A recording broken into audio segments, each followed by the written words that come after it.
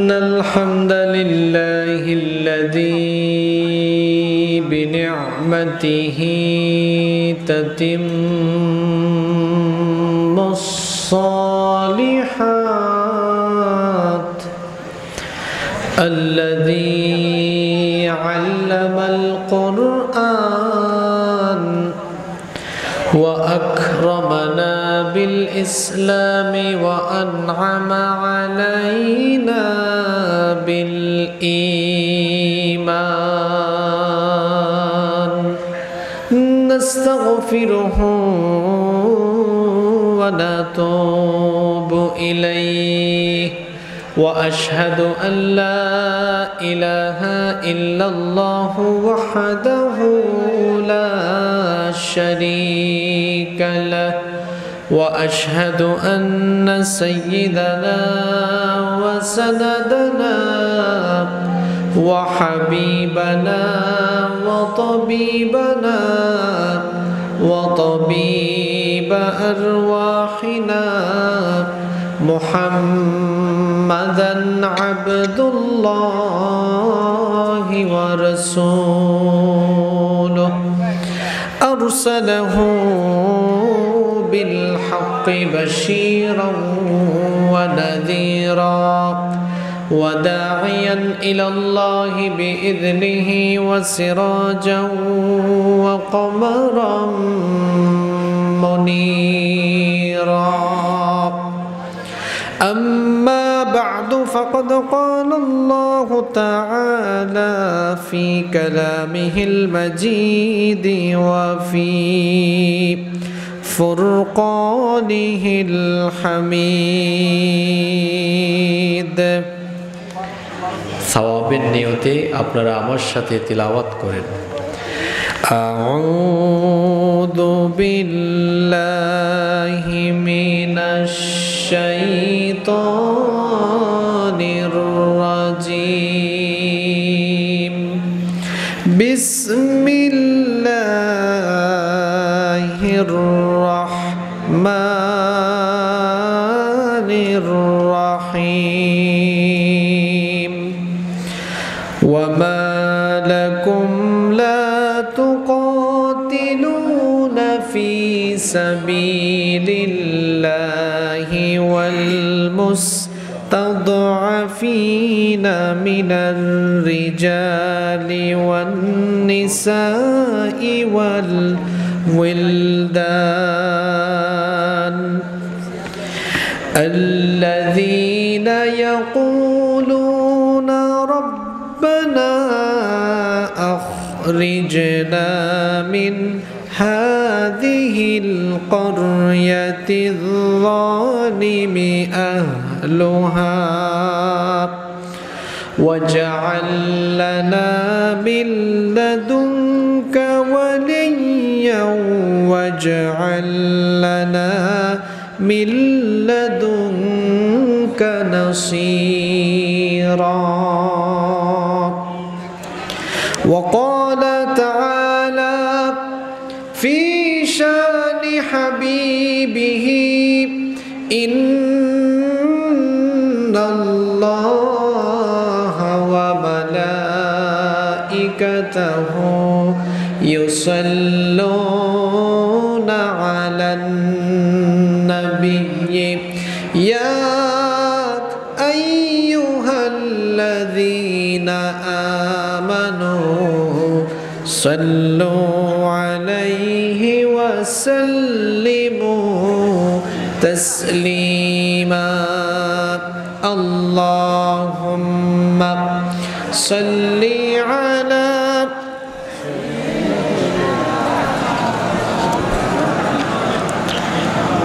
وعلى آل سيدنا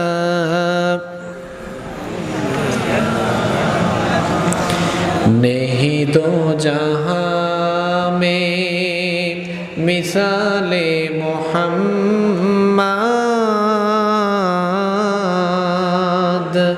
जमाले खुदा है कमाले मोहम्मद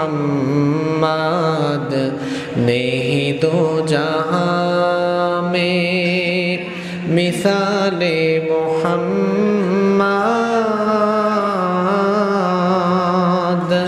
जमाले खुदा है कमाले मोहम्मद हृदय मोहम्मद अल्लाहुम्मा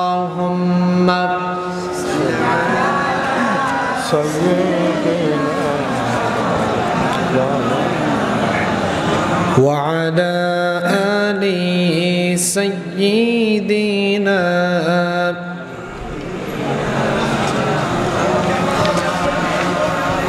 বাংলাদেশের ঐতিহ্যবাহী সাতক্ষীরা জেলার সদর উপজেলায় অবস্থিত খলিলনগর পূর্বপাড়া জামে মসজিদ ও হাফেজিয়া মাদ্রাসার উদ্যোগে সাবেক এমপি শহীদ অধ্যক্ষ মাওলানা আব্দুল খালেক রাহিমাহুল্লাহ এর স্মরণে আয়োজিত মাগফিরাত কামনায় আয়োজিত আজকের এই তাফসিরুল কোরআন মাহফিলের সমাপনী অধিবেশনের মোহতারাম শ্রদ্ধাভাজন সভাপতি, অত্র মসজিদের সম্মানিত সভাপতি, এই এলাকার সর্বজন শ্রদ্ধেয় ব্যক্তিত্ব জনাব মাস্টার মোহাম্মদ আব্দুল আলিম, আজকের মাহফিলের সম্মানিত প্রধান অতিথি শহীদ ঈদগাহ বাংলাদেশ জামায়াতে ইসলামী এর কেন্দ্রীয় সাংগঠনিক সেক্রেটারি, গণমানুষের প্রিয় ব্যক্তিত্ব,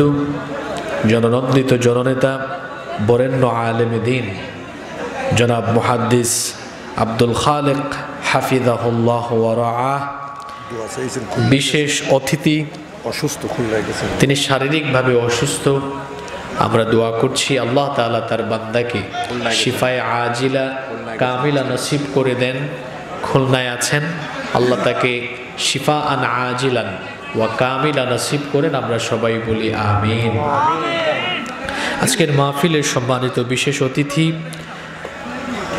বাংলাদেশ জামায়াতে ইসলামী সাতক্ষীরা জেলা কর্মপরিষদ সদস্য জনাব মাওলানা মোহাম্মদ শাহাদাত হুসাইন, সাতক্ষীরা সদর এর সম্মানিত আমির জনাব মাওলানা মোহাম্মদ মোশাররফ হুসাইন, ৩ নং বৈকারি ইউনিয়নের সাবেক চেয়ারম্যান জনাব মোহাম্মদ শহীদ হাসান, ৩ নং বৈকারি ইউনিয়নের সম্মানিত আমির জনাব মোহাম্মদ জালাল উদ্দিন, ৩ নং বৈকারি ইউনিয়নের সম্মানিত চেয়ারম্যান জনাব মোহাম্মদ মোস্তফা কামাল, সদর থানা স্বেচ্ছাসেবক দল বিএনপি এর সম্মানিত আহ্বায়ক জনাব মোহাম্মদ গোলাম সরোয়ার, বৈকারি ইউনিয়ন বিএনপির সম্মানিত আহ্বায়ক জনাব মোহাম্মদ ইউনুস আলী বুলু। আল্লাহ তাআলা সবাইকে দ্বীনের জন্য, কোরআনের জন্য কবুল করে নেন। আমরা সবাই বলি আমিন।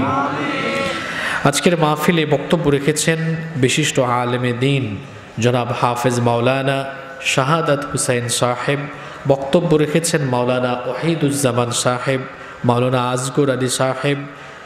আল্লাহ তাআলা আমার ভাইদেরকে হায়াতান তাইয়্যিবা সিহহাতান কুল্লিয়া দান করেন এবং আমাদের প্রত্যেককে আল্লাহ তাআলা ইলমে আমলে তারাক্কি দান করেন। আমরা সবাই বলি আমিন।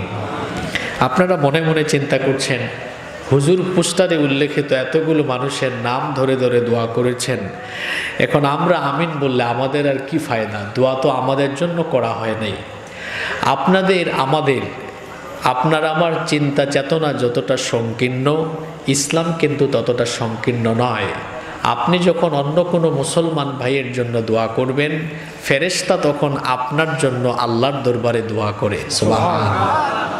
আপনি যখন অন্য কোনো মুসলমানের জন্য দোয়া করেন, আল্লাহ অমুককে তুমি বরকত দাও, তার উপরে বরকত বাড়িয়ে দাও, ফেরেশতা তখন বলে আল্লাহ তোমার এই বান্দা তার যে ভাইয়ের জন্য দোয়া করেছে তারে বরকত দিও, পরে যে দোয়া করেছে তাকে বরকত দাও আগে। সুবহানাল্লাহ। তাহলে এই যে পোস্টারে থাকা যাদের জন্য দোয়া করলাম, আমরা সবাই আমিন বললাম, বলেন তো ফায়দা আগে হবে কার? উনাদের না আমাদের? জোরে বলেন, উনাদের না আমাদের?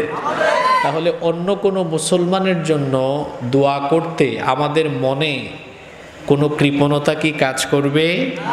আল্লাহ বুঝার তৌফিক দান করেন। আজকের মাহফিলে অসংখ্য মায়েরা বোনেরা এসেছেন। আল্লাহ আমাদের মা বোনদেরকে দ্বীনের জন্য কবুল করে নেন। আপনারা আমিন এত আসতে বললেন, বলেন তো, ইসলামে আপনাদের অবদান বেশি না আমাদের মা বোনদের অবদান বেশি? আপনারা কত পিছিয়ে আছেন শোনেন। সর্বপ্রথম ইসলাম কবুল যিনি করেছেন তিনি একজন নারী।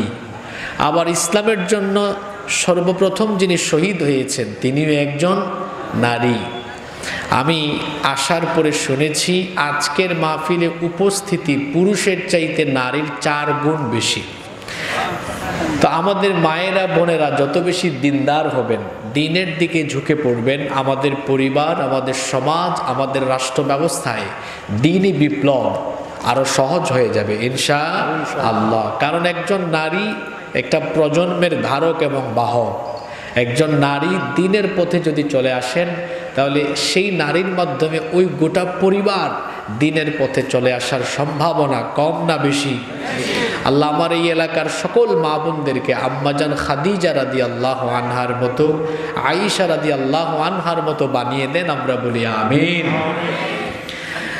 মঞ্চে উপবিষ্ট আমাদের মাথার তাজ সম্মানিত উলামায়ে কেরাম এসেছেন, বিভিন্ন মসজিদের খুতাবা এবং আইম্মায়ে কেরাম, বিএনপি, জামাতে ইসলামী সহ বিভিন্ন রাজনৈতিক দলের সম্মানিত নেতৃবৃন্দ, এলাকার গণ্যমান্য বিশিষ্ট ব্যক্তিবর্গ, আমার সামনে বসা আমার বাবার বয়সী সম্মানিত মুরব্বিয়ানে ইজাম, যুগে যুগে আল্লাহর জমিনে আল্লাহর দ্বীন প্রতিষ্ঠায় যারা অগ্রসেনানীর ভূমিকা পালন করেছেন, আমার কলিজার টুকরা প্রিয় যুবক, তরুণ এবং ছাত্র ভাইয়েরা, পর্দার আড়াল থেকে শ্রবণরতা সম্মানিতা মা এবং বোনেরা, মিডিয়ার প্রিয় কর্মী এবং সাংবাদিক ভাইয়েরা, প্রিয় খলিলনগর তথা আমার প্রিয় সম্মানিত সাতক্ষীরাবাসী, আপনারা সবাই কেমন আছেন?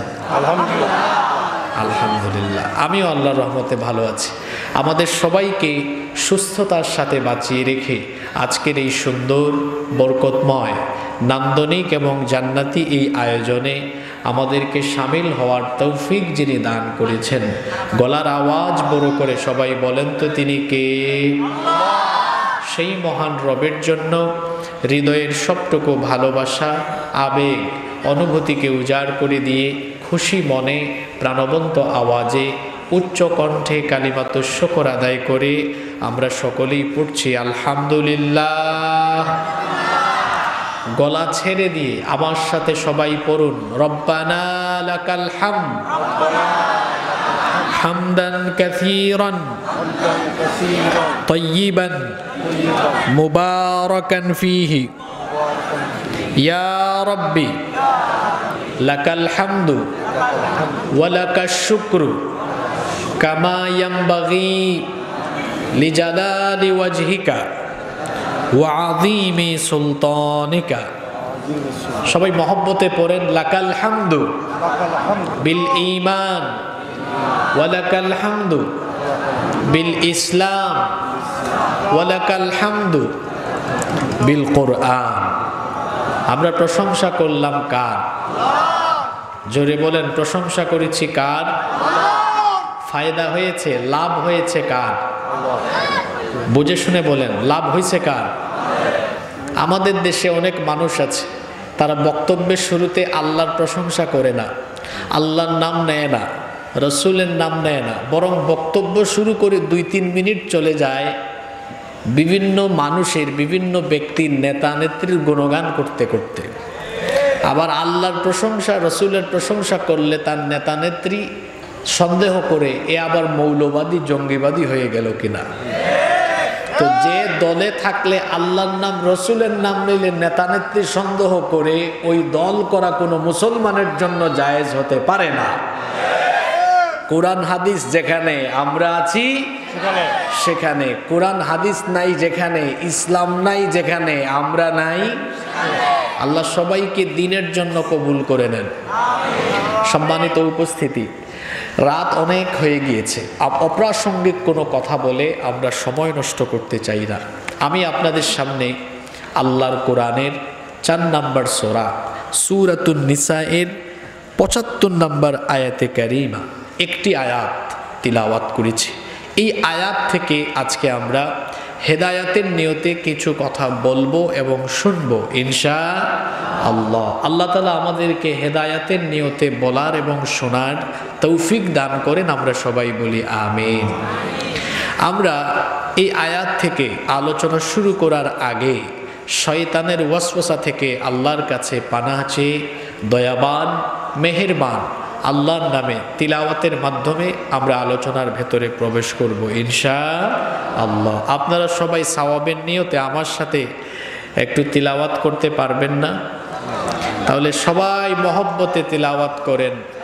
আউযু বিল্লাহি মিনাশ শাইতানির রাজিম। বিসমিল্লাহির রাহমানির রাহিম। ওয়া মা লাকুম লা তুকাতিলুনা ফি সাবিলিল্লাহি ওয়াল মুস্তাদআফিনা মিনার রিজালি ওয়ান নিসাই ওয়াল wildan alladhina yaquluna rabbana akhrijna min hadhihil qaryatil zalimi ahluha waj'al lana min ladunka waliyya waj'al lana min ladunka nasira। বিতাড়িত মরদুদ শয়তানের ওয়াসওয়াসা থেকে আল্লাহর দরবারে পানাহ চাইছি। দয়াবান মেহেরবান আল্লাহর নামে শুরু করছি। ইরশাদ হচ্ছে, ওয়া মা লাকুম লা তুকাতিলুনা ফি সাবিলিল্লাহ। আর তোমাদের কি হলো, কেন তোমরা আল্লাহর পথে লড়াই করছো না? ওয়াল মুস্তাদআফিনা মিনার রিজালি ওয়ান নিসাই ওয়াল উইলদান, সেই সকল দুর্বল পুরুষ নারী এবং শিশুদের জন্য যারা নির্যাতিত হয়ে বলছে আল্লাযীনা ইয়াকুলুনা রব্বানা আখরিজনা মিন হাযিহিল ক্বরয়াতিয যালিমি আহলুহা, যারা বলছে হে রব আমাদেরকে এই জালিম অধ্যুষিত জনপদ থেকে বের করে দাও। ওয়াজআল লানা মিন লাদুনকা ওয়ালিয়্যা, আমাদের জন্য তোমার তরফ থেকে অভিভাবক পাঠাও। ওয়াজআল লানা মিন লাদুনকা নাসীরা, আর আমাদের জন্য তোমার তরফ থেকে সাহায্যকারী পাঠাও। এই হচ্ছে আজকের মাহফিলে আলোচ্য আয়াতে কারিমার সহজ বাংলা তর্জমা। সম্মানিত সাতক্ষীরাবাসী, কোরআনুল কারীমের যে কোনো সূরা বা যে কোনো আয়াতের তাফসীর ভালোভাবে বুঝতে হলে ওই সূরা বা আয়াত কোন প্রেক্ষাপটে কোন পরিস্থিতিতে নাজিল হয়েছে সেটাকে জানতে হয়। আজকে আমরা যে আয়াত তিলাওয়াত করেছি, যে আয়াতের অনুবাদ জেনেছি, এই আয়াতটি একটি বিশেষ পরিস্থিতিতে একটি বিশেষ পরিপ্রেক্ষিতে আল্লাহ তাআলা নাজিল করেছেন। আপনাদের সবার কি মনোযোগ আছে? আমার দিকে সবাই তাকান। আমি তো জানি এই সাতক্ষীরার মাটি, এই জনপদ হলো ইসলামের ঘাঁটি। এটা অত্যন্ত মজলুম একটি জনপদ হিসেবেই আমরা জানি, এবং আমরা এটাও জানি সাতক্ষীরার মানুষ কোরআন প্রেমিক, ইসলাম প্রেমিক। এবং গত ৮-৯ বছরের আমার অভিজ্ঞতা হলো এই যে সাতক্ষীরায় যখনই কোরআনের আলোচনা শুরু হয়, সামনে থাকা প্রতিটা মানুষ পিন পতন নীরব হয়ে মন্ত্রমুগ্ধের মতো আল্লাহর কালাম শ্রবণ করে। কারণ আল্লাহর কালাম এটা তো মানুষের রচনা করা নয়। আল্লাহর কালামে যে শব্দাবলী আছে, যা কিছু আছে, সব এসেছে যার তরফ থেকে। জুড়ে বলেন তো তিনি কে? সুতরাং কথা শুরু হয়েছে কার? জোরে বলেন কার? আল্লাহর। আল্লাহর কথা শুরু হয়ে গেলে আমাদের কথা বলা কি মানায়? ডানে বামে কথা বলা মানায়? এজন্য আমরা ডানে বামে কথা বলবো না, সবাই মনোযোগী হয়ে শুনবো। পারবো না ইনশাআল্লাহ? বলছিলাম এই যে আয়াত, এটা বিশেষ এক প্রেক্ষাপটে নাজিল হয়েছে। সেই ঘটনাটা আমি আগে বলবো, এরপরে আলোচনার ভেতরে প্রবেশ করব ইনশাআল্লাহ। এই ঘটনাটি নাজিল হয়েছে এমন এক পরিস্থিতিতে যখন গোটা মক্কায় বেশ কিছু মুসলমানদের উপরে জুলুম আর নির্যাতন চলছে। আমরা জানি নবী করিম সাল্লাল্লাহু আলাইহি ওয়াসাল্লাম আল্লাহর দ্বীনের জন্য মক্কা থেকে হিজরত করে গিয়েছেন কোথায়? জোরে বলেন কোথায়? মদিনায়। নবীজির সাথে অনেক সাহাবীরা হিজরত করেছেন। এই যে যারা হিজরত করেছেন, হিজরত শব্দের অর্থ হলো এক স্থান থেকে অন্য স্থানে যাওয়া। হিজরত এটা নবীগণের সুন্নত। তার মানে বোঝা গেল দ্বীনের কারণে প্রয়োজনে ঘর বাড়ি ভিটা মাটি ছাড়ার দরকার হলে মোমেন ছেড়ে দিবে, তাও ঈমান ছাড়বে। একজন ঈমানদার সে দুনিয়ার সব কিছু ছাড়তে পারে, কিন্তু একজন ঈমানদার বাতিলের সামনে, জালিমের সামনে কখনো ঈমান বিক্রি করতে পারে না। সম্মানিত উপস্থিতি, আল্লাহর নবী এবং সাহাবীরা হিজরত করে মদিনায় চলে গেলেন, কিন্তু কিছু সংখ্যক দুর্বল মুসলমান আর্থিক দৈন্যতা এবং শারীরিক অক্ষমতার কারণে হিজরত করে মক্কা থেকে মদিনায় যেতে পারলেন না। সেই সকল শারীরিকভাবে অক্ষম দুর্বল মুসলমান আর হত দরিদ্র দুর্বল সেই মুসলমানদের উপরে মক্কার কাফের এবং মুশরিকরা অত্যধিক মাত্রার জুলুম নির্যাতন আরম্ভ করে দিল। তারা যেন মক্কা থেকে আর বের হতে না পারেন, সেই জন্য তারা তাদেরকে চতুর্দিক থেকে বাধা দেওয়া আরম্ভ করলো। শারীরিকভাবে দুর্বল, অক্ষম এবং অর্থনৈতিকভাবে অসহায় এই দরিদ্র মুসলমানেরা কাফের মুশরিকদের হাতে এমনভাবে নির্যাতিত হতে লাগলেন। মক্কার পরিবেশ, মক্কার আবহাওয়া, মক্কার আকাশ বাতাস সেই সকল দুর্বল নারী পুরুষ এবং শিশুদের আহাজারিতে ভারী হয়ে উঠল। সেই সকল দুর্বলেরা তখন আল্লাহর দরবারে ফরিয়াদ করলেন মোট তিনটা। কথা বুঝে থাকলে বলেন তো, মক্কার সেই সকল দুর্বল মুসলমানরা নির্যাতিত হয়ে আল্লাহর দরবারে তখন ফরিয়াদ করেছেন কয়টা?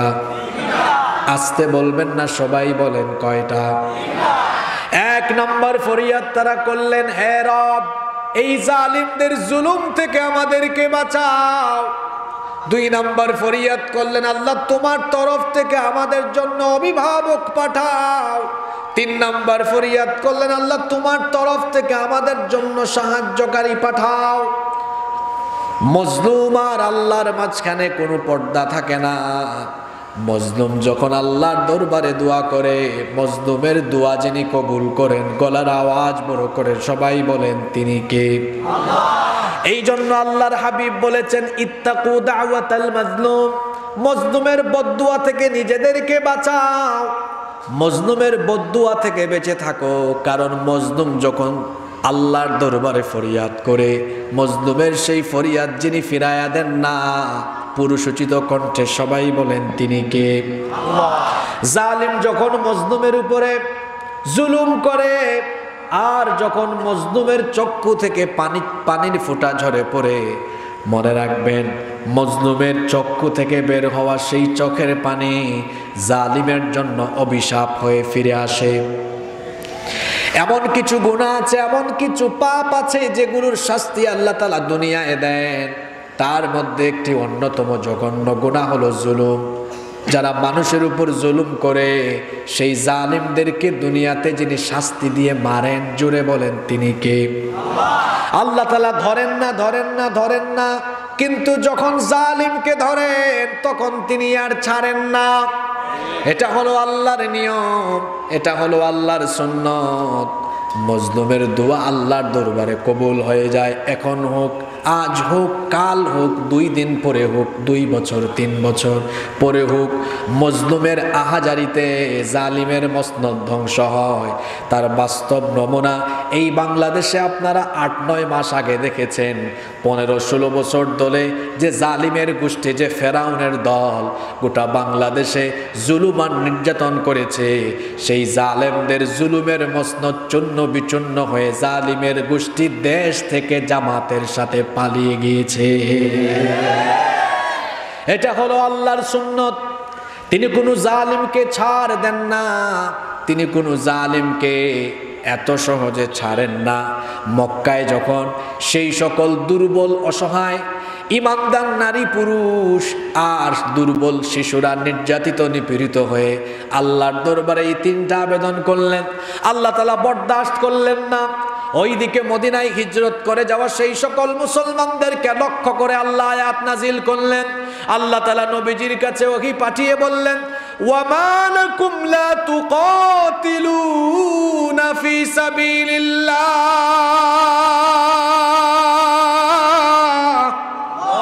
আল্লাহ তাআলা বললেন, তোমাদের কি হয়েছে, কেন তোমরা আল্লাহর পথে লড়াই করছো না?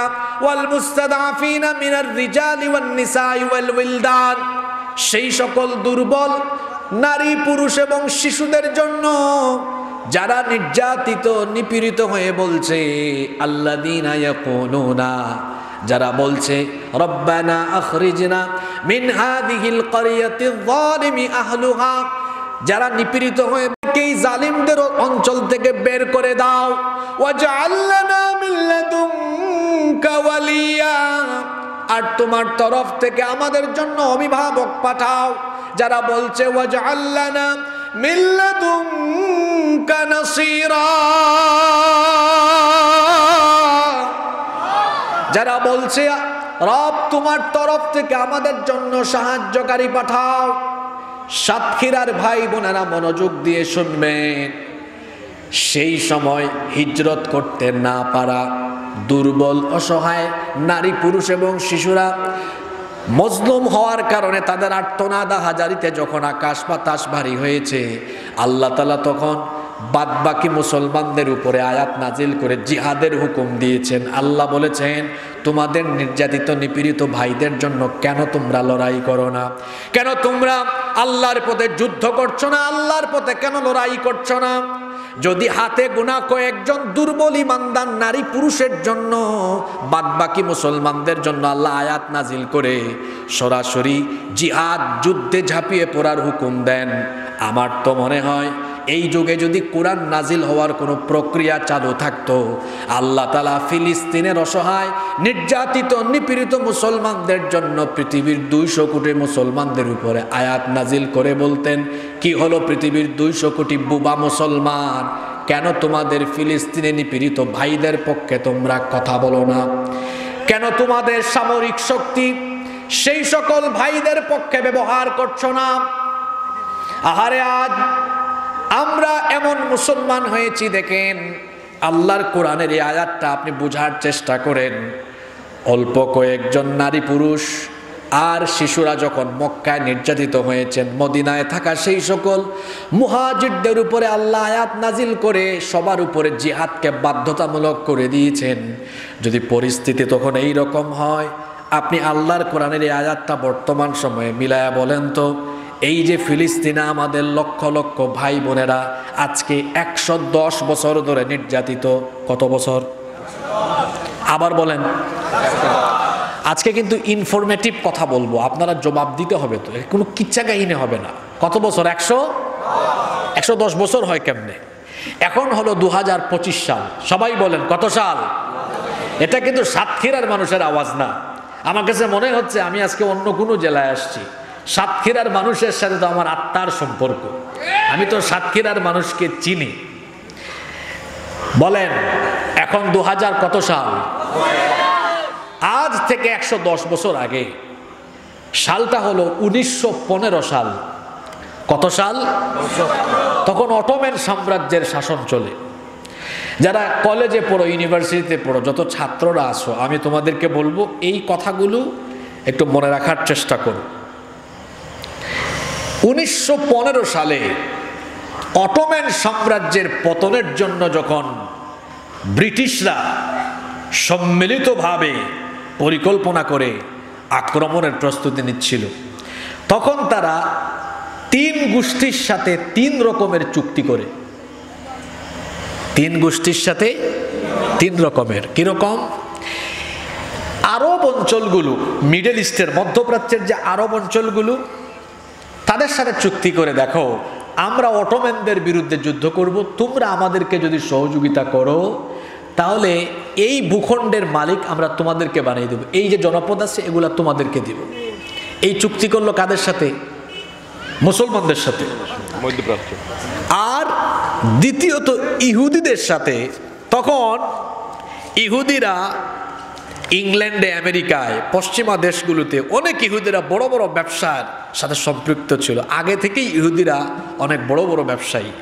যেন ইহুদিদের পয়সা খরচ করে যুদ্ধের ব্যবস্থাপনা তারা করতে পারে, এজন্য ইহুদিদেরকে বলল, শোনো, তোমরা তো উদ্বাস্তুর মতো জীবনযাপন করছো, তোমাদের নিজেদের কোনো দেশ নাই, তোমরা কিছুদিন এইখানে কিছুদিন ওইখানে থাকো, তো তোমাদের বড় বড় ব্যবসায়ীরা আছে, আর তোমাদের যে জনবল আছে, এই সব কিছু দিয়ে অটোম্যানদের বিরুদ্ধে যুদ্ধে আমাদেরকে সাহায্য করো। ইহুদিরা বলল, তো আমাদের ফায়দা কি হবে? ফায়দা হবে, আমরা কথা দিচ্ছি এই ভূখণ্ডে তোমাদের জন্য আমরা একটি রাষ্ট্র প্রতিষ্ঠা করে দেওয়ার ব্যবস্থা করব। শুনতে শুনতে আপনারা দেখেন, এই ব্রিটিশরা যেখানেই গিয়েছে সেখানেই পেস লাগায় গিয়েছে। একদিকে মুসলমানদের সাথে করলো এক চুক্তি, অন্যদিকে ইহুদিদের সাথে করছে আর এক চুক্তি। আমি বলছিলাম কয় গোষ্ঠীর সাথে চুক্তি করছে? আরো একটা বাকি আছে না, ওইটা হচ্ছে ফ্রান্স। ফ্রান্সের সাথে চুক্তি করলো, দেখো তোমাদের তো বিরাট সেনাবাহিনী আছে, অটোম্যানদের বিরুদ্ধে আমাদের সাথে এক হয়ে লড়াই করো। ফ্রান্স বলল, আমাদের লাভ কি হবে? এই ভূখণ্ড আমরা যদি দখল করি, ব্রিটিশরা বলল, তাহলে তোমার 50 আমার 50, আমরা 50-50 ভাগ করে নেব। ব্রিটিশরা অটোম্যান সাম্রাজ্যকে ধ্বংস করার জন্য 3 গোষ্ঠীর সাথে চুক্তি করলো। কয় রকমের? জোরে বলেন, কয় রকমের? যুদ্ধ হলো, অটোম্যানদের পরাজয় ঘটল, অটোম্যান সাম্রাজ্যের পতন হলো। 1917 সালে, কত সাল? 1917 সালে ব্রিটিশ পররাষ্ট্র সচিব বেলফোর ঘোষণা করলেন যে এই আরব ভূখণ্ডে বর্তমান যে ফিলিস্তিন আছে, ফিলিস্তিন, এই ফিলিস্তিনে ইহুদিদের জন্য আলাদা একটি রাষ্ট্র প্রতিষ্ঠা করে দেওয়া হবে, যেটা ঐতিহাসিকভাবে বেলফোর ঘোষণা হিসেবে পরিচিত। এই ঘোষণা দেওয়ার পরে আরব সবগুলো দেশ এর তীব্র নিন্দা জানালো। আরবরা গিয়ে বলল, ব্রিটিশরা তোমরা তো ওয়াদা করছিলা যে এই ভূমি আমাদেরকে দিয়ে দিবা, তো এখন আমাদের সাথে আবার ইহুদি জাতিকে এখানে নিয়ে আসতেছে কেন? তখন তারা বলল, দেখো আমরা কিন্তু এখানে সংকট সমাধান করছি। আসলে কি এটা সংকটের সমাধান না পেস লাগানো? জোরে বলেন, পেস লাগানো। ইহুদিরা উদ্বাস্তুর মতো বিভিন্ন জায়গায় জীবনযাপন করছে। দ্বিতীয় বিশ্বযুদ্ধের আগে এক হিটলার একা 60 লক্ষ ইহুদি নিধন করেছে। কত লক্ষ? 60 লক্ষ ইহুদিকে হত্যা করেছে হিটলার। ওই সময় বিভিন্ন অঞ্চল থেকে ইহুদিরা এই প্যালেস্টাইনে এসে আশ্রয় গ্রহণ করতে থাকে। এরা ফিলিস্তিনে বিভিন্ন ব্যবসা বাণিজ্য আর জমি ক্রয় করে এসে তারা চাষাবাদের কাজ আরম্ভ করল। 1917 সালে বেলফোর ঘোষণার পরে আরব জাহান সব একত্রিত হলো। আরব জাহান একত্রিত হয়ে এটার তীব্র বিরোধিতা করলো। এভাবেই চলতে থাকলো। 1947 সালে ফিলিস্তিনে ইহুদিদের জনসংখ্যা বেড়ে 33% হয়ে গেল। কত শতাংশ? 33%। কিন্তু এই প্যালেস্টাইনের ভূমির মালিক তখন যারা ছিল মাত্র 6%। কত শতাংশ? এই হিসাবটা ভালো করে বুঝেন। ইহুদিদের জনসংখ্যা ছিল প্যালেস্টাইনে কত? 33%, আর জমি ছিল তাদের কত? 6%। মাঝখান দিয়া জাতিসংঘ, এটার নাম দিয়েছে তারা জাতিসংঘ, কিন্তু এটার নাম হলো মুসলিম নিধন সংঘ। এরা 1947 সালে করলো কি? জাতিসংঘ বলল, দেখো এই প্যালেস্টাইনে ইহুদি আর মুসলমানদের এই সমস্যা সমাধানের জন্য আমরা একটা প্রস্তাব দিই। তো কি প্রস্তাব? যারা প্যালেস্টাইনের মাত্র 6% জমির মালিক, দেখেন কি রকম অবিচার করে। জাতিসংঘ বলল যে এই ভূমির 55% মালিক এখন থেকে ইহুদিরা। কত শতাংশ? এটা কি সুবিচার না অবিচার? অথচ ইহুদিরা কি এই ভূমির আসল মালিক? না, এরা আসল মালিক না। আসল মালিক কারা? ফিলিস্তিনিরা।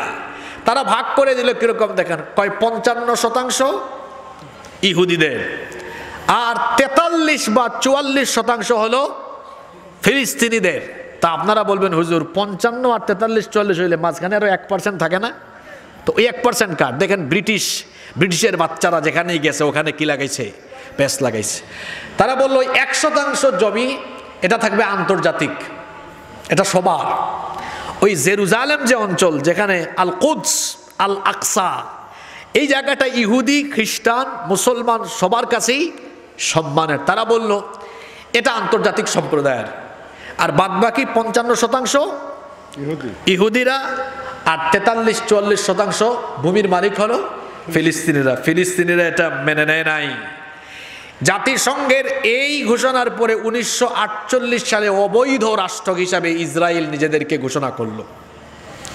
দখলদার অসভ্য এই ইহুদিরা 1948 সালে যখন তারা ইসরায়েল নামক রাষ্ট্রের ঘোষণা দিল, তখন আরব আর ইসরায়েল একটা যুদ্ধ হয়।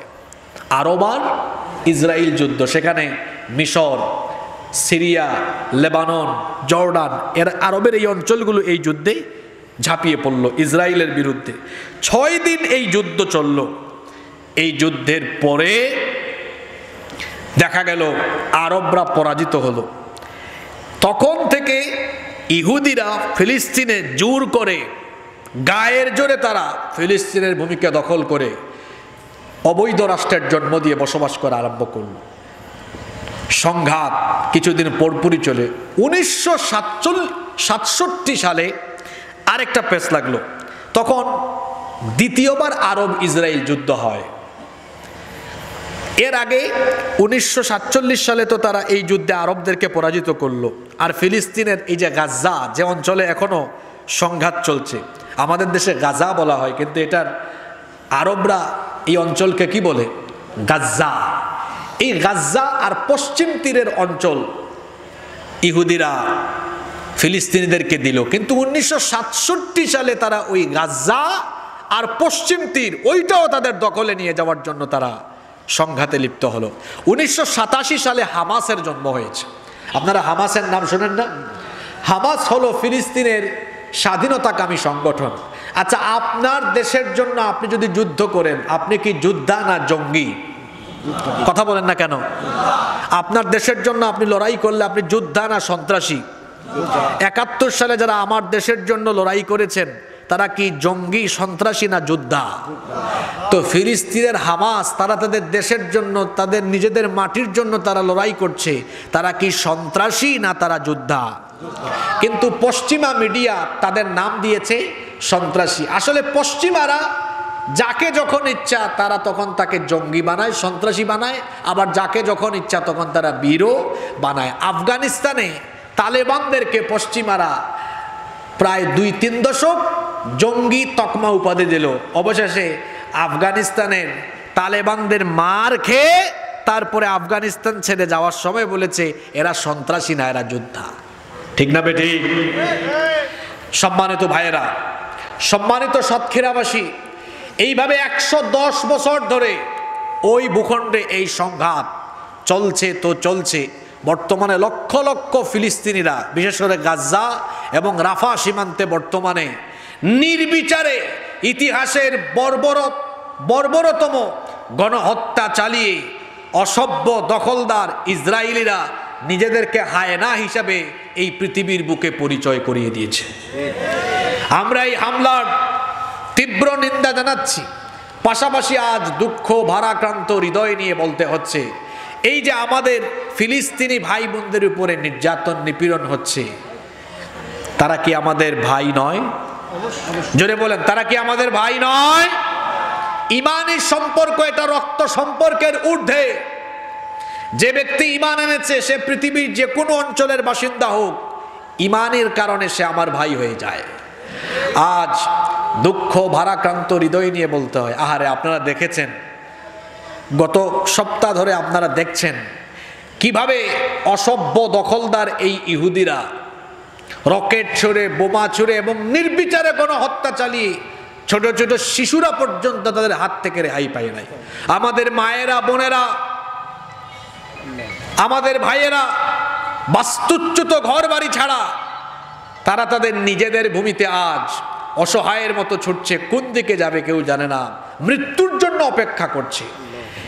কি সাংঘাতিক পরিস্থিতি তারা সেখানে পার করছে। আজ তাদেরই পার্শ্ববর্তী দেশ যেগুলো আছে, মিশর, Syria, Lebanon, Iraq, Jordan, Saudi আরব, কাতার, দুবাই বুকে সৎসাহস নিয়ে বলেন, আরব বিশ্বের এই খলিফারা তারা কি যৌক্তিক কোনো প্রতিবাদ করে? জোরে বলেন, করে? মাঝে মাঝে স্টেটমেন্ট দেয়, আর মুনাফিকের দল তলে তলে আবার ইসরায়েলের সাথে সম্পর্ক রাখে। আপনাদের কি মনে হয় আরব বিশ্বের এই নেতারা যদি একত্রিত হয়ে ইসরায়েলের বিরুদ্ধে হুঙ্কার ছাড়ে, ইসরায়েলিদের কি এত সাহস হবে ফিলিস্তিনের উপরে আক্রমণ করার? ফিলিস্তিনের 1 ইঞ্চি জমিও অসভ্য ইহুদিদের নয়, ফিলিস্তিনের প্রতি ইঞ্চি জমির মালিক হলো আমাদের ফিলিস্তিনি ভাই বোনেরা। এই যে ওআইসি নামে একটা সংগঠন আছে, এটার কাজটা কি আমি বুঝলাম না। 57-58টা দেশ আছে ওআইসি ভুক্ত। বর্তমানে যে পরিস্থিতি, আমরা এই আয়াতটা আজকে কেন ধরলাম আপনারা শুনতেছেন তো?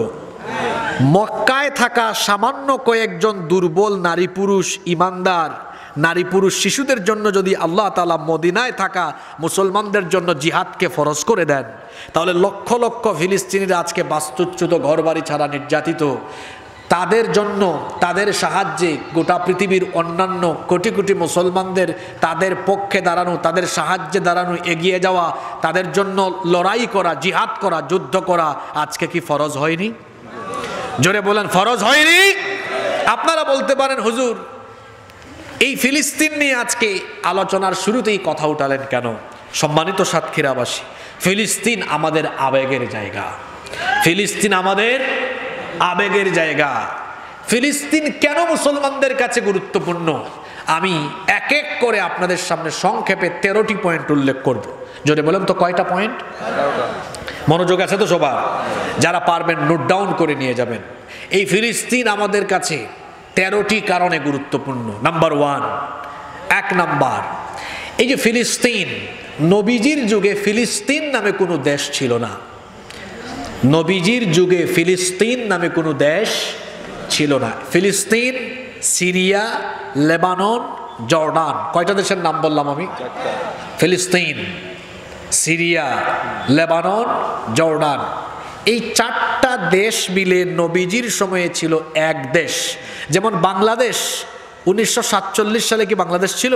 71-এর আগেও বাংলাদেশ ছিল না। 47-এর আগে বাংলাদেশ, ভারত, পাকিস্তান মিলে ছিল কয় দেশ?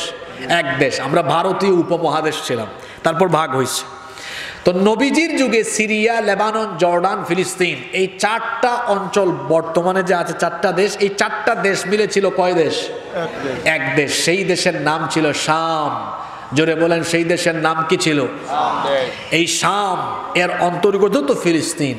এর ব্যাপারে নবীজির অনেক ভবিষ্যৎবাণী আছে। এই ফিলিস্তিন বা শামের এই অঞ্চল আমাদের কাছে, গোটা পৃথিবীর মুসলমানদের কাছে কেন এত আবেগের জায়গা? 13টি কারণ বলছে। নাম্বার 1, 1 নাম্বার, আল্লাহ তাআলা সরাসরি কোরআনে কারিমে এই শাম এর ভূমিকে, অর্থাৎ এই ফিলিস্তিনের এই ভূমিকে আল্লাহ তাআলা কোরআনুল কারিমে আল আরদুল মুকাদ্দাসা, পবিত্র ভূমি বলে সম্বোধন করেছেন। আল্লাহু আকবার। আরো আস্তে বলেন, আল্লাহু আকবার। আল্লাহ কোরআনে এই ভূমিকে কি ভূমি বলে উল্লেখ করেছেন? পবিত্র ভূমি। পবিত্র ভূমি। কোরআনের আয়াত, ইয়া কওমি দুখুলুল আরদাল মুকাদ্দাসাতাল্লাতী কাতাবাল্লাহু লাকুম। সুবহানাল্লাহ পড়ে। 2, ফিলিস্তিনের এই ভূমি আমাদের আবেগের জায়গা কেন? তার কারণ এটা আমাদের প্রথম কিবলা। মসজিদে আকসা বা বাইতুল মুকাদ্দাস যে জনপদে, যে দেশে অবস্থিত, ওই দেশের নাম কি? জোরে বলেন না, ওই দেশের নাম কি? ফিলিস্তিন। মক্কা মদিনার পরে আমাদের সবচেয়ে আবেগের জায়গা, সবচেয়ে সম্মানের জায়গা, সম্মানজনক জায়গা, মর্যাদার জায়গা হলো মসজিদুল আকসা। আমাদের আগের কিবলা নাম কি? মসজিদুল আকসা। এটা কোন দেশে? জোরে বলেন, কোন দেশে? ফিলিস্তিনে অবস্থিত। সুতরাং পৃথিবীর একজন তাওহীদবাদী মুসলমান বেঁচে থাকতে ফিলিস্তিনের 1 ইঞ্চি জমিকেও ইহুদিদের হাতে ছেড়ে দেওয়া হবে না। 3, ফিলিস্তিনের এই ভূমি কেন আমাদের কাছে এত আবেগের? পৃথিবীর বেশিরভাগ নবী রাসূল এসেছেন এই অঞ্চলের আশেপাশে। এই অঞ্চলকে কেন্দ্র করে নবুয়তার রিসালাতের মারকাজ স্থাপন করা হয়েছে। এই অঞ্চলেই আল্লাহ সবচাইতে বেশি নবী রাসূল পাঠিয়েছেন। সুবহানাল্লাহ কি বাড়ি গিয়ে পড়বেন নাকি? নাম্বার 4, 4 নাম্বার, ফিলিস্তিনের এই ভূমি বা শামের এই অঞ্চল সম্পর্কে আল্লাহর নবী হাদিসে বলেছেন, লা তাজালু তাইফাতুম মিন উম্মতি ইউকাতিলুনা আলাল হক যাহিরিনা ইলা ইয়াউমিল কিয়ামাহ। আল্লাহর হাবিব বলেছেন, আমার উম্মতের একটি দল কিয়ামত পর্যন্ত হকের উপরে সত্যের পথে অবিচল থাকবে, আর কিয়ামত পর্যন্ত ওই দলের উপরে আল্লাহর সাহায্য নাজিল হতে থাকবে। সুবহানাল্লাহ। সাহাবায়ে কেরাম এই হাদিসের ব্যাখ্যায় বলেছেন, এখানে যে অঞ্চলের কথা বলা হয়েছে সেটা হলো শাম। এই শামেরই অন্তর্ভুক্ত হলো ফিলিস্তিন। আল্লাহর নবী বলেছেন, কিয়ামত পর্যন্ত এই জনপদের মানুষ সত্যের পথে অবিচল থাকবে। কি ঈমান দেখেছেন? বুলেটের সামনে, রকেটের সামনেও ফিলিস্তিনিদের ঈমান আর আমাদের ঈমান আপনি দেখেন না। আপনারা মাঝে মাঝে ইউটিউবে, ফেসবুকে, সোশ্যাল মিডিয়ায় দেখেন ফিলিস্তিনের নারী পুরুষেরা নিশ্চিত মৃত্যু জেনেও অসভ্য ইহুদিদের সামনে আল্লাহু আকবারের স্লোগান দেয়। সুবহানাল্লাহ। আল্লাহর নবী তো এটা বলে গিয়েছেন, এরা কিয়ামত পর্যন্ত সত্যের উপরে অবিচল থাকবে। আল্লাহু আকবার পড়েন। নাম্বার 5, ফিলিস্তিনের এই ভূমি কেন আমাদের কাছে এত গুরুত্বপূর্ণ? কারণ ওই অঞ্চলের জন্য 1500 বছর আগে বরকতের দোয়া করে গিয়েছেন মুহাম্মাদুর রাসূলুল্লাহ। আমরা বলি সাল্লাল্লাহু আলাইহি ওয়াসাল্লাম। বুখারী শরীফের হাদিস, আল্লাহর নবী একদিন দোয়া করছেন, আল্লাহুম্মা বারিক লানা ফি শামিনা ওয়া ফি ইয়ামানিনা। হে আল্লাহ, আপনি আমাদের শামে বরকত দেন, আমাদের ইয়ামেনেও বরকত দেন। যে সকল সাহাবীরা উপস্থিত ছিলেন তারা বললেন, ইয়া রাসূলুল্লাহ, আমরা বলি সাল্লাল্লাহু আলাইহি ওয়াসাল্লাম, ওয়া ফি নাজদিনা, আপনি আমাদের নজদের জন্য দোয়া করেন। আল্লাহর নবী সাহাবীদের থেকে এই কথা শুনে দ্বিতীয়বারও বললেন, আল্লাহুম্মা বারিক লানা ফি শামিনা ওয়া ফি ইয়ামানিনা। হে আল্লাহ, আমাদের শামে আর ইয়ামেনের মধ্যে তুমি বরকত দাও। সাহাবীরা এরপরে তৃতীয়বার বললেন, ওয়া ফি নাজদিনা ইয়া রাসূলুল্লাহ, আমরা বলি সাল্লাল্লাহু আলাইহি ওয়াসাল্লাম, নবীজি আপনি কি আমাদের নজদের জন্য দোয়া করবেন না? 3বার এই কথা শোনার পরে নবীজি 3বার শামের জন্য, ইয়ামেনের জন্য বরকতের দোয়া করে সাহাবীদেরকে বললেন, ও আমার সাহাবীরা শোনো, নজদের মধ্যে কিয়ামতের আগে ফিতনা, ফাসাদ, বিশৃঙ্খলা, পাপাচার ছড়িয়ে পড়বে, যার কারণে কিয়ামতের আগে নজদের অঞ্চলে বেশি বেশি ভূমিকম্প হবে। কিন্তু কিয়ামত পর্যন্ত এই শামের উপরে আল্লাহর বরকত নাজিল হবে। এই জনপদ আমাদের কাছে কেন এত সেনসিটিভ জায়গা? এর কারণগুলো বলছি। নাম্বার 6 নাম্বার, আল্লাহর নবী বলেছেন কিয়ামতের আগে এই পবিত্র ভূমিতে খেলাফত কায়েম হবে। আল্লাহর নবী ইবনে হাওলা রাদিয়াল্লাহু আনহুকে বললেন, হে ইবনে হাওলা শোনো, ইদা রাআইতাল খিলাফাতা ক্বাদ নাযালাতিল আরদাল মুকাদ্দাসা, যদি তুমি দেখো পবিত্র ভূমিতে খিলাফত কায়েম হয়েছে, ফাকাদ দানাতিজ জালাজিল ওয়াল বালাবিল ওয়াল উমুরুল ইযামি ওয়াস সাআ ইয়াউমা ইদিন আকরাবু মিনান নাসি মিন ইয়াদাই হাদিহি ইলা রাসিক, তাহলে মনে করবে কিয়ামতের সময় কাছাকাছি চলে এসেছে। অর্থাৎ এই হাদিস দ্বারা আল্লাহর নবী বুঝিয়েছেন কিয়ামতের আগে ওই অঞ্চল হবে পৃথিবী শাসনের কেন্দ্রবিন্দু। সুবহানাল্লাহ কইতে ইচ্ছা করে না। হ্যাঁ, আজকে তো আমাদের কমিটির ভাইয়েরা আমার উপর বড় মহব্বত করেছে, সেটা হলো আমাকে উঠাইছে 11:30টায়। এই কথাগুলো আপনাদেরকে যদি একটু ইনিশিয়াল স্টেজে বলা যায় তো, অর্থাৎ একটু ধরেন রাত 9টা 9:30টার দিকে, তাহলে আরও ভালো করে মগজে ঢুকতো। আপনারা একটু বোঝার চেষ্টা করেন। কষ্ট হচ্ছে, আমি জানি কষ্ট হচ্ছে আপনাদের। তো তো 6 নম্বর পয়েন্ট বলছে, আল্লাহ রসুল বলেছেন কিয়ামতের আগে এই শামের অঞ্চলে, এই শামেরই অন্তর্ভুক্ত কি ফিলিস্তিন, এই অঞ্চল হবে পৃথিবী শাসনের কেন্দ্রবিন্দু, খেলাফতের হেডকোয়ার্টার, এখান থেকে পৃথিবী শাসন করা হবে। সুবহানাল্লাহ পড়বেন না? আপনি বলবেন হুজুর এটা কোনো কথা বললেন আপনি? গত এক সপ্তাহ ধরে টিভিতে দেখতেছি, ফেসবুকে দেখতেছি, ইউটিউবে দেখতেছি, গাজা রাফা একদম ইহুদিরা শেষ করে দিয়েছে, এরা আবার শাসন করবে কেমনে? আমাদের কাছে যেটা অসম্ভব, আল্লাহর কাছে সেটা। আমরা মনে করেছিলাম 16 বছর ধরে বাংলাদেশে থাকা এই জালেম মহিলা, তাকে আমরা এত সহজে নামাইতে, আল্লাহ কামটা করছেন কি দেখছেন? ছোট ছোট বাচ্চাদেরকে দিয়ে কাম সেরে ফেলছেন। সুবহানাল্লাহ পড়বেন না? আমার আপনার কথা মিথ্যা হতে পারে, সন্দেহ থাকতে পারে, কিন্তু রসুলের কথায় কোনো সন্দেহ।